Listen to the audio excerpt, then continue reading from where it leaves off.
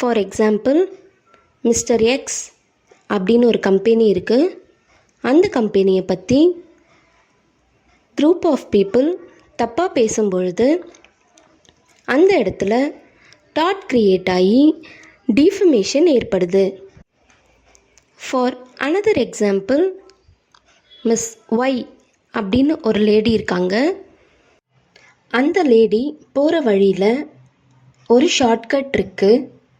அதனால் அவங்க பக்கத்தில் இருக்க ஒரு வீடு வழியாக காம்பவுண்ட் செவருக்குள்ளே போய் அவங்க போகிறாங்க.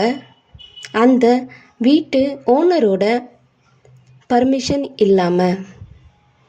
அதனால் இந்த இடத்துல டாட் ஏற்பட்டு ட்ரெஸ்பாஸ் ஆயிடுது.